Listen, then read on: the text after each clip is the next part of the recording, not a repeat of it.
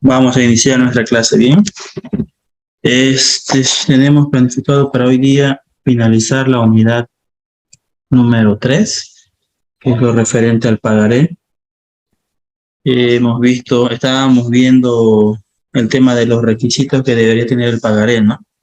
Y justamente aquí veíamos todo el contenido que incluía, desde el nombre, desde el sello pagaré, que debería estar impreso.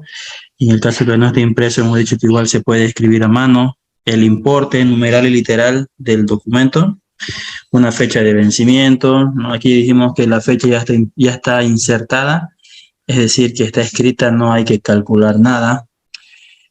Un valor, un importe que sí genera intereses, en el caso de que se pongan de acuerdo, ¿no? Y así diferentes aspectos que contenía una letra de cambio. Y aquí los hemos ido mencionando uno por uno, ¿no? Nombre del beneficiario, fecha y lugar de pago. Mencionábamos que se puede colocar, ¿no? El lugar donde podría ir a cobrarse, ¿no? Y justamente lo veíamos en el caso, por ejemplo, de que sean de dos departamentos diferentes, ¿no? Podríamos colocar ahí que se debería cobrar en la plaza donde se ubique el deudor, ¿no? Entonces ese es un requisito para que el beneficiario tenga que ir hasta allá. Luego, bueno, hasta aquí quedamos, ¿no? Luego nos tocaría ver la firma del suscriptor. Ya lo vamos a ver así. Bien, más grande.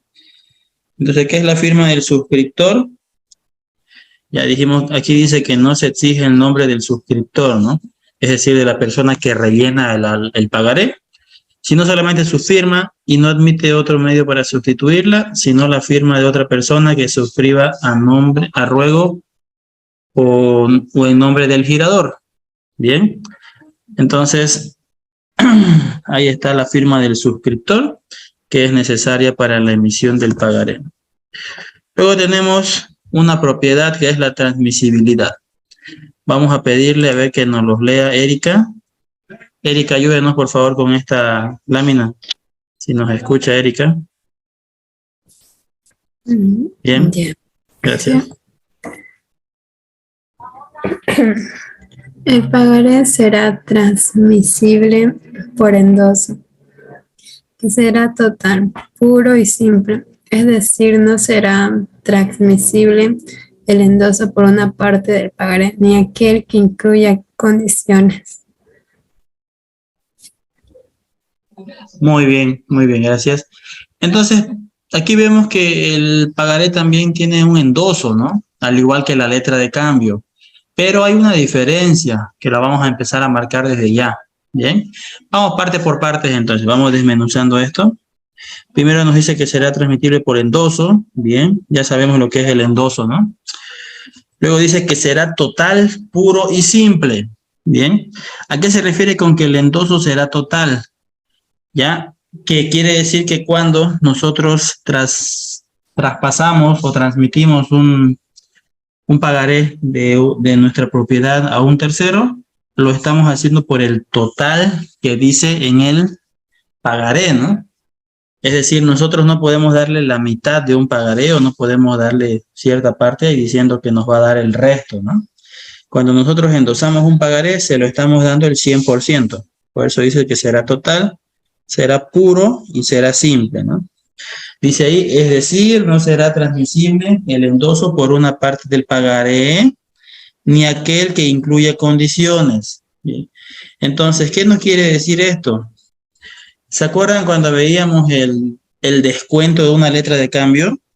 Teníamos como condición de que el beneficiario podía descontar la letra de cambio en el banco, pero tenía que hacerse cargo del pago. De todas maneras, si el deudor no iba a pagar al banco, el beneficiario tenía que ir y hacerse cargo y recoger la letra de cambio, ¿no? Entonces, eso funciona con la letra de cambio. Con el pagaré no es así. Cuando se endosa un pagaré, se da toda la propiedad al nuevo dueño o al nuevo portador, y el anterior beneficiario o portador levanta las manos y hasta ahí llegó su historia con ese pagaré, ¿no? Es decir, no hay condiciones. No hay condiciones de que yo te acepto el pagaré, pero si no me paga, te haces cargo, ¿no? No, una vez que alguien acepta un pagaré por endoso, está haciéndose cargo del cobro, está haciendo cargo de los intereses, es decir, está asumiendo que el deudor es una persona confiable, que no va a tener problemas en cobrarle, ¿no? Entonces, esa es una diferencia con la letra de cambio, ¿no? Que es muy marcada. Luego, a ver, Catherine Canido, ayúdenos con esta lámina, por favor, Catherine. Sí, licenciado. Muy bien, ¿nos ayuda, por favor? Claro. El pagaré aparece como una forma exclusiva del contrato de cambio que se contiene en el cambial y como medio de eludir la aprobación de estipular que la Iglesia repudiaba.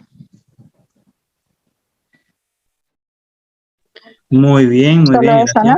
Sí, solo eso, Catherine. Gracias. Perfecto, entonces el pagaré no es algo nuevo, ¿no? Eso quiero que quede claro. Viendo un poco los antecedentes del pagaré, no es un documento que aparece en el siglo XXI ni en el siglo XX, ¿no? Sino que aparece desde hace mucho tiempo atrás. Cuando nosotros veíamos la evolución, vimos en economía la evolución en los sistemas económicos, ¿verdad? ¿Vimos economía con ustedes o no? ¿O me estoy confundiendo de grupo? Está Con otro confundido. docente. Ok. Ya lo llevaron con otro docente. Bien, pero ahí, bueno, cuando yo llegué con un grupo y veíamos los sistemas económicos que transcurrieron desde el primero hasta el actual, ¿no? El primero veíamos al sistema, por ejemplo, agrícola, ¿no? Empezaban las familias o los grupos o los clanes que se llamaban en ese entonces a sembrar y a cosechar, ¿no? Bien, pero hubo una época de la historia donde la iglesia tuvo mucho poder, ¿no? La iglesia tenía mucho peso, incluso podía tomar la decisión bueno, estaba dentro del grupo de poder que podía decir si es que mataban o no mataban a una persona, ¿no? que infligía un delito o que por lo menos iba en contra de lo que ellos creían. Entonces la iglesia siempre tuvo poder, pero la parte que nos interesa aquí es que en algún momento de la historia la iglesia también estuvo en contra del cobro de los intereses, ¿no? Esa era una época en la que solamente era muy difícil progresar, ¿no? Solamente la nobleza tenía la oportunidad de crecer y todos los demás teníamos que servir a los nobles, ¿no?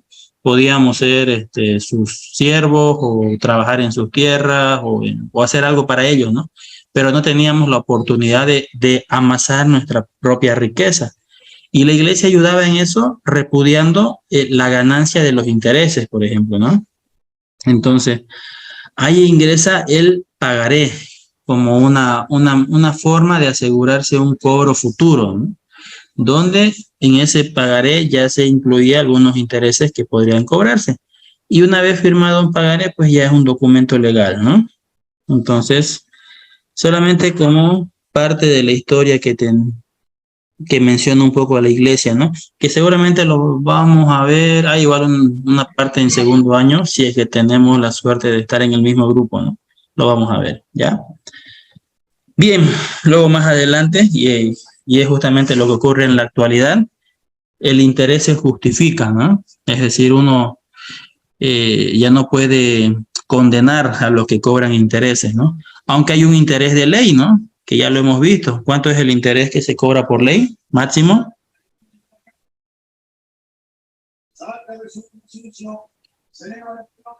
¿Alguien lo recuerda? 3% mensual. 3%. Muy bien, 3% mensual. Y en el grupo 36% anual. exactamente, es lo mismo, ¿no? 36% anual o 3% mensual. Ya, cuando le hagan esa pregunta, no digan solo 3%, ¿no? Porque ahí le falta la cola, ¿no? Que sería mensual, cada mes 3%, ¿no? Bien, entonces eso es lo que pasaba con el pagaré. El pagaré no es nuevo, ¿ya? La iglesia tuvo gran peso en el siglo XIV, más o menos por esa zona, ¿no? Actualmente ya tiene poder moral, se podría decir, ¿no?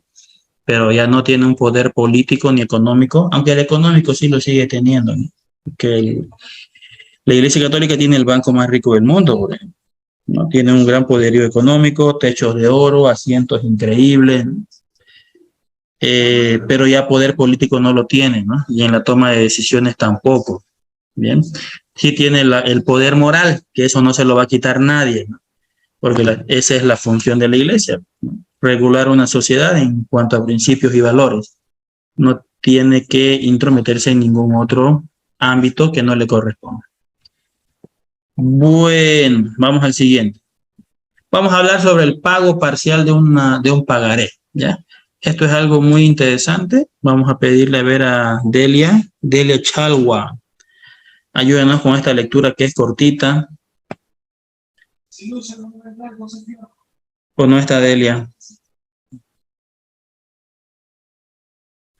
Se desconectó Delia. ¿Qué estaría haciendo? Bueno, Darly, entonces, por favor. Darly. Perfecto. Pago parcial. El tomador está obligado a recibir un pago parcial del pagaré, pero retendrá el documento en su poder mientras no se le cubra íntegramente. Muy bien, asiento en la I, ¿no? Íntegramente. Bien, entonces, el pago parcial, ¿a qué hace referencia el pago parcial? ¿Se acuerdan en la letra de cambio que nosotros veíamos? Bueno, que la letra de cambio es un documento muy diferente, ¿no? Porque veíamos que en la fecha de vencimiento deberíamos hacer el cobro, o si no lo cobrábamos teníamos que protestarlo, ¿no? O si no lo protestábamos y no queríamos entrar a esos problemas con el deudor, podríamos firmar una nueva letra de cambio para que el plazo se amplíe, ¿no? Eso era en la letra de cambio.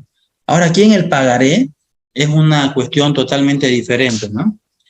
Por ejemplo, en la letra de cambio, si es que el deudor nos pagaba una parte, ¿no? O nos ofrecía pagar cierto monto económico que no era el total, si es que el beneficiario no quería, es decir, yo quiero todo o nada, ¿no? No quiero cuentagotas, como le dicen otros. Entonces, si no quería, no aceptaba. ¿Por qué? Porque el documento dice cierto monto y si no le daba el total del dinero, tenía la opción de protestarlo y luego ir a juicio, ¿no? Y como era un título valor que tiene valor por sí mismo, pues bastaba eso para poder hacerse de alguno de sus bienes, si llegaba hasta ese punto, ¿no? Pero en el pagaré dice que no es así. En el pagaré, si es que el deudor tiene cierto dinerito acumulado, el tomador, dice, o el beneficiario, está obligado a recibir ese dinero, aunque no sea el total, ¿no? Claro que no le va a entregar el pagaré todavía al deudor porque no está saldada la deuda en el 100%. Ahora, a ver, una pregunta por puntos, ya que vamos a regalar puntos en nuestra última clase. ¿Por qué creen ustedes, ya hemos visto todos estos puntos, a ver, la respuesta está en algo que ya hemos visto.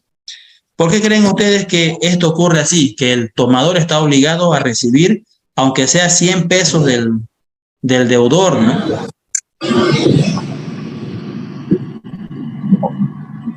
¿Qué dice Indaliz? Mayrena. Por el interés. Muy bien, Mayrena, ya le vamos a poner puntos a Mayrena. Es justamente por el interés que va corriendo, ¿no? Vamos a silenciarle a Indaliz, se le encendió sin querer, parece.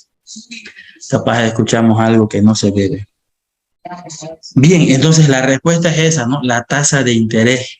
Como va corriendo los intereses mes a mes o día a día incluso, ¿no? Entonces, el deudor tiene esa opción de ir amortizando, por lo menos para que el interés ya no sea tanto, ¿no? Que vaya disminuyendo a través del tiempo. Entonces, por ese motivo está obligado a recibir lo que quiera darle. Y así poco a poco ir amortizando. Y hemos visto que no tiene una fecha de vencimiento establecida en el cual pierde su vigencia o su valor como título valor, ¿no? Vale la redundancia. Bien, Mayrena, me va a hacer acuerdo en la asistencia que le ponga su puntuación, ¿ya? Vamos viendo el siguiente. El protesto, por ejemplo, ahora sí, Delia Chalwa, ¿ya nos puede leer eso o todavía no? Nos avisa Delia. Sí, sí. Bien, por favor, léalo. Ya, protesto. El protesto es un acto de naturaleza formal que demuestra de manera auténtica que el pagaré fue presentado oportunamente para su cobro. Muy bien. Entonces, el pagaré, o en el protesto, en el tema del pagaré, no tiene nada de diferente con lo que veíamos en la letra de cambio, ¿no? En el cheque sí, incluso, en el cheque, porque el protesto en el cheque, ¿quién hacía el protesto para empezar a ver? Cuando hablábamos del cheque. ¿Ya se han olvidado? Hay un final, por si acaso, ¿no? Nadie. A ver, por punto. Todo esto es por punto, por si acaso, ¿no? ¿Quién hace el protesto cuando hablamos del cheque? El tenedor. El tenedor. El beneficiario o tenedor. Ya, bueno, hasta ahí llegó. El beneficiario lo solicita, ¿no? Pero el que hace el protesto en el caso del cheque es el banco.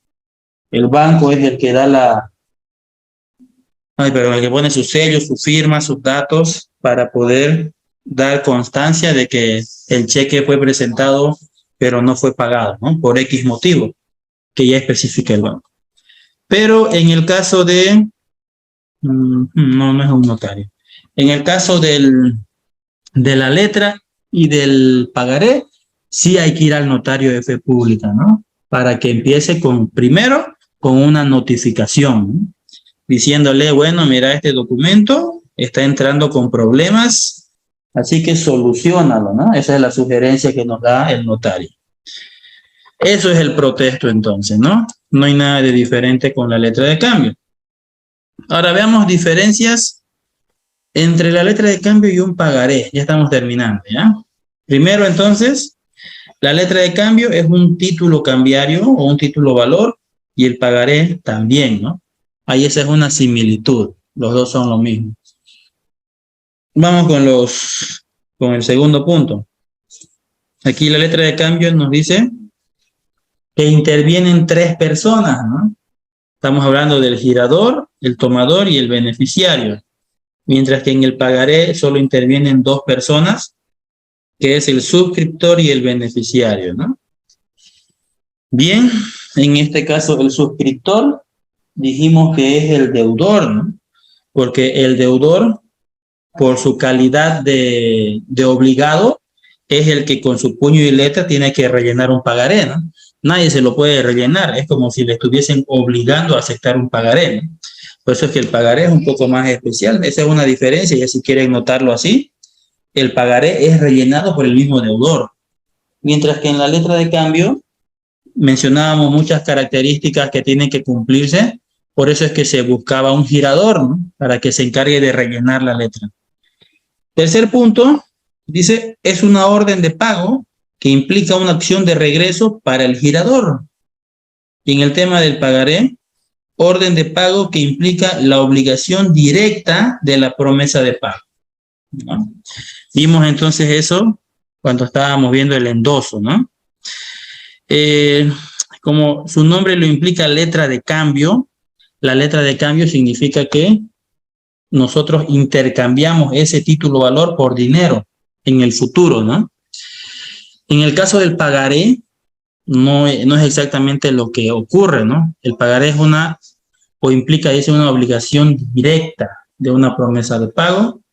Y el último, que ya lo hemos mencionado también, en la letra de cambio no se reconoce ningún interés, mientras que en el pagaré sí. Entonces, lo que se recomienda en la letra de cambio, cuando se hacen estos tipos de contratos, ¿no? Por ejemplo, la venta es de 100,000, pero por el tiempo de espera vamos a cobrar unos 1,000, dicen, ¿no? Unos 2,000 de intereses. No se le debe colocar 100,000 más 2,000 de intereses a pagar al futuro, ¿no? Directamente se le coloca 102,000 en el valor nominal para que se cobre 102,000 al final del plazo. Mientras que en el pagaré no. En el pagaré se puede colocar 100,000 y colocar ahí que se reconoce un 3% mensual, por ejemplo, ¿no? Bien, entonces esa es una diferencia entre los dos. Y ahora vamos a ver cláusulas adicionales que se pueden colocar en el pagaré. Primero, ¿qué significa cláusulas adicionales? Que uno puede escribir ciertas condiciones, ¿no? O ciertos pactos que hay entre el deudor y el beneficiario. El primero de ellos ya vimos que es la estipulación de intereses, ¿no? Dice que en el pagaré, a diferencia de la letra de cambio, sí se pueden estipular intereses. Entonces, en una cláusula se coloca, ¿no? ¿Cuánto es el interés que se reconoce en el pagaré? Luego tenemos el pagaré domiciliado. ¿Qué significa pagaré domiciliado? A ver, los dos últimos vamos a pedir que lo lea alguien, ¿ya? Carmen Maita. Carmen, por favor, nos ayuda. Buenas noches, licenciado. El segundo lea. El pagaré domiciliado. ¿Eso, licenciado? ¿Me escucha? Sí, se escucha. Ese punto 2 no. Léalo. Es suscriptor puede indicar en el texto del pagaré un domicilio que no sea el de él para su pago. Este pagaré es denominado domiciliado. Muy bien. Entonces, de eso igual ya lo hablamos, ¿no? Esta es una cláusula especial que se puede colocar en el pagaré, ¿ya? Colocar una ubicación donde tienen que ir a cobrar este título valor. Entonces, estos tipos de pagarés se denominan domiciliados, ¿no? Que tiene un domicilio donde cobrarse. Y por último tenemos al pagaré prendario. Vamos a pedirle ahora a Mairena. A ver, Mairena, ayúdenos usted con el último punto. Ok, indica en su texto la entrega de los valores o bienes muebles en garantía del cumplimiento de la obligación, cuando esto consta en documento literario, nominativo, tendría que ser endosado al beneficiario con la leyenda en garantía. Muy bien. Entonces, ¿qué es un pagaré prendario? Es un pagaré común y corriente, con la única diferencia de que se le coloca una cláusula, ya, por parte del deudor, ¿no? De los bienes que está colocando en custodia o en garantía, ¿no? Por ese motivo se denomina pagaré prendario, ¿ya? Para asegurarse el pago o el cobro más fácil, se le coloca una prenda, como por ejemplo un vehículo, una casa, y debe registrarse la prenda de tal documento, ¿no?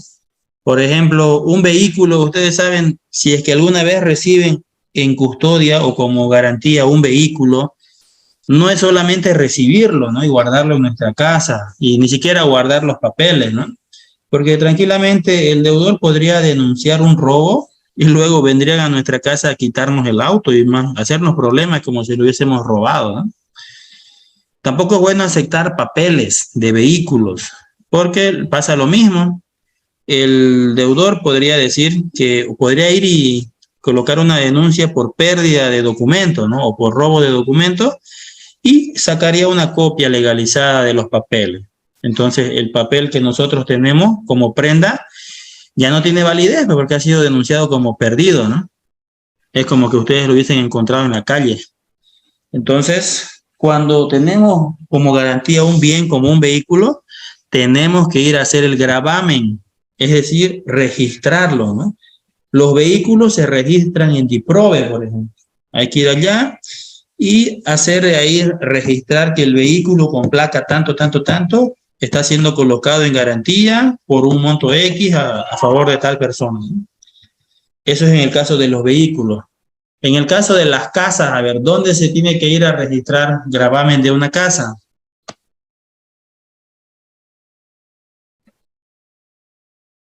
¿Quién sabe?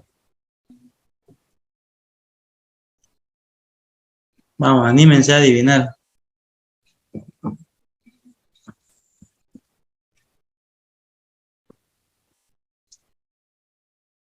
¿Nadie? En el caso de las casas, que están escribiendo aquí, dice derechos reales. Muy bien. Derechos reales, ¿no? Hay que ir a derechos reales a justamente hacer lo mismo, a escribir que tal bien inmueble está siendo colocado en garantía, ¿no? Porque con los papeles de la casa pueden ocurrir lo mismo. No acepten papeles como garantía. Igual que el vehículo, lo pueden denunciar como perdido y se acabó la prenda, ¿no? No tenemos más. Bien, entonces a eso se denomina pagaré prendario. Entonces, algo que aprendieron hoy día, no acepten nada en forma de garantía sin un documento que lo respalde por lo menos, ¿no? Si ustedes aceptan una tele, cualquier rato lo ponen como denuncia y ustedes son los ladrones, ¿no? Viene la policía, se los quita y chao dinero, chao intereses que iban a ganar, chao tele. Entonces cualquier cosa que ustedes agarren como garantía, por lo menos firmen un pequeño papel, un contrato, ¿no? Con sus huellas digitales, fotocopia de carnet. No hay nada más, podemos decir, auténtico que las huellas digitales, ¿no? Eso no se puede falsificar, ni aunque lo intenten. El carnet se puede, la firma se puede, pero las huellas no.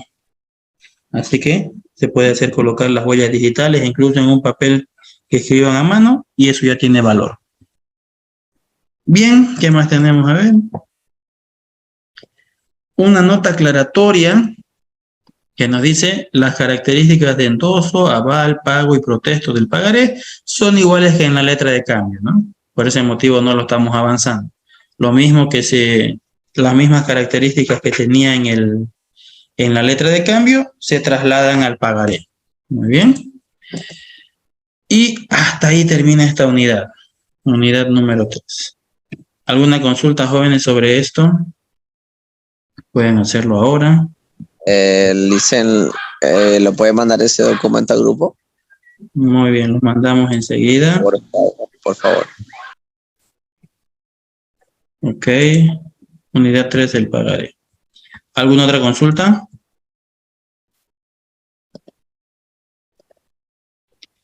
Muy bien. ¿Qué es lo que vamos a hacer ahora entonces? Esa es una consulta.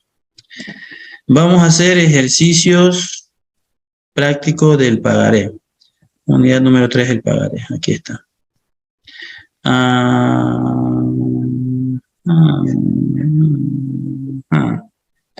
Me equivoqué. Ahora sí. Unidad 3 del pagaré. Ya fue enviado al primer grupo. Y ahora al segundo grupo. Ya lo tienen ustedes, ¿ya? Bien, hagamos ejercicios prácticos entonces. ¿Qué tipo de ejercicios vamos a hacer? Les voy a compartir. Tenemos nosotros un Excel donde estábamos haciendo ejercicios, ¿verdad? Ejercicio cálculo de fechas.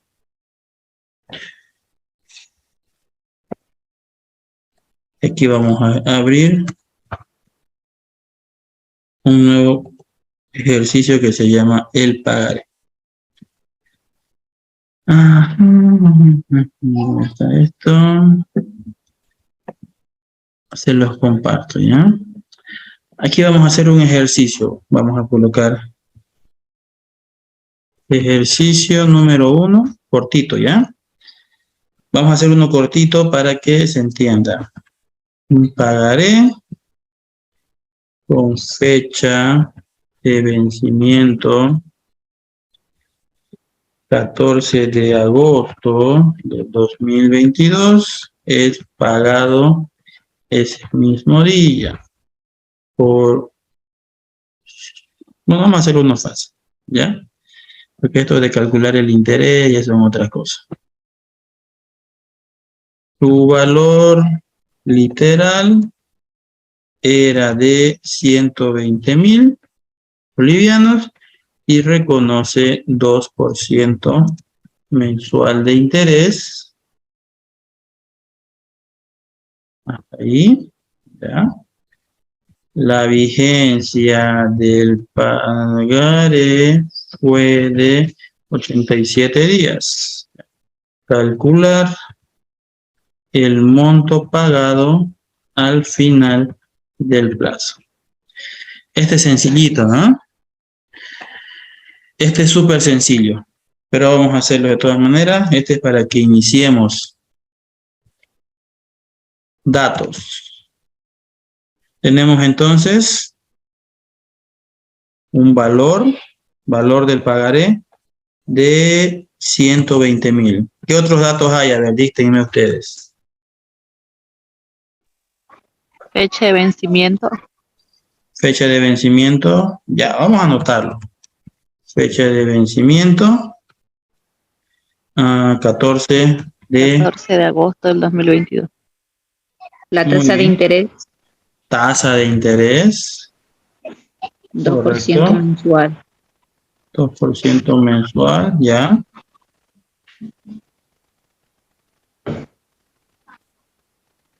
¿Qué otro dato hay? Dice la vigencia del pagaré, Muy bien, su vigencia o plazo, 87 días, ¿no? Bien, hasta ahí suficiente. Lo único que tenemos que hacer es calcular, dice, el monto pagado al final. Ustedes han llevado matemática financiera, ¿verdad? ¿O todavía? sí, Muy bien.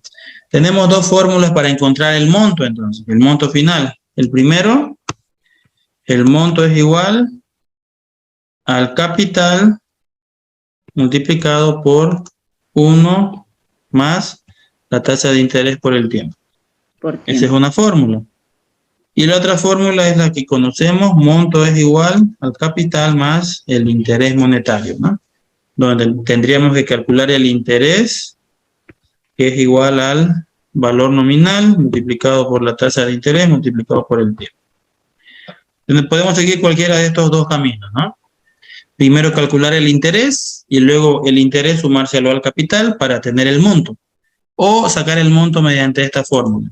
¿Cuál quieren hacer? A ver, ¿qué camino quieren seguir? Escojan uno o dos. Uno. El Uno, Lisa. Este es el más sencillo, entonces. Muy bien. Ahí ya tenemos nuestra fórmula, entonces. El monto es lo que queremos encontrar. Lo vamos a colocar. El monto es nuestra incógnita. Vamos a reemplazar, entonces. El monto va a ser igual al capital, que es 120,000, multiplicado por 1 más la tasa de interés es 2%. Pero ¿cómo se coloca en la fórmula? 2%. 0.02. Muy bien, multiplicado por 87. Y dijimos que como la tasa es mensual, se divide entre 30, ¿verdad? Como es mensual, son 30 días al mes. Si fuera semestral, serían 180 días en un semestre. Y es anual, son 360. Bien, eso es todo. Ahí está la calculadora. Igual, la verdad, déjenme buscar la calculadora. Calculadora científica. No, nada que ver. Ya. No, la voy a abrir nomás la calculadora. Desde el escritorio. Calculadora. Se llama FX. Con razón, no había. Bueno. Entonces, vamos a compartir la pantalla. Ahora sí. Ahora se ve todo, ¿no? La calculadora igual. ¿Confirmen? Sí, se ve, licenciado. Sí, Lisa. Dicen Diga. una consulta y esa computadora flotante, ¿cómo se puede descargar? Disculpa. De internet. Ah, Es sencillo, es gratis. ya. ¿Con qué nombre está o cómo lo busco? Puede buscarlo en YouTube. Busque ahí calculadora científica. Y si quiere, colóquele este código de aquí arriba que es FX991, ¿no? Ya. Ahí le va a salir un tutorial de cómo descargarse, ¿no? Bien, vamos entonces. Estamos metiendo esta fórmula de aquí. 120,000 por, abrimos paréntesis, 1 más 0.02 multiplicado por, abrimos fracción, 87 y abajo 30. Y cerramos paréntesis. Entonces ahí está lo que tenemos que buscar, ¿no? Hay que poner así. 120,000 por ese factor. Le damos Enter y nos da un monto, ahí se borró, ¿no? De 126,960. 126,960 bolivianos, ¿no? No se olviden de colocar bolivianos. Ese es el monto futuro. Sencillito, ¿verdad? Si es que ustedes hacen o lo hacen por esta forma, igual les va a salir 126.960 bolivianos. Y lo vamos a hacer, ya que tenemos 3 minutos. Vamos a recorrer esto más acá. Tendríamos que buscar primero el interés, entonces. Vamos a copiar esto. El interés es igual al valor nominal. Valor nominal que para mí sería 120.000, multiplicado por la tasa 0.02, multiplicado por el tiempo, 87 sobre 30. A ver, ponemos otra vez a la calculadora. Vamos a moverlo acá. Y le damos 120.000 por 0.02 por 87 fracción 30. 6.960. Ese es el interés entonces. 6.960 bolivianos. ¿Ya? Ese es el interés. Ahora, para encontrar el monto, dice aquí la fórmula, que yo debo sumar el interés más el capital, ¿no? Eso es lógica. Entonces sería 120.000 más 6.960. Eso nos va a dar un monto de 126.960 bolivianos. Entonces ahí está demostrado que cualquiera de los dos caminos debe dar el mismo resultado. ¿Correcto? Bien. Este enlace se va a cortar, así que vamos a salir de este e ingresar al mismo. Pero antes que salgamos, ¿tienen alguna pregunta? ¿Nada? Ya, entonces ingresan al mismo link, ¿ya? Vamos a hacer un ejercicio más con lo correspondiente al interés penal y con eso ya estarían listos para dar su examen. Nos vemos entonces en 30 segundos.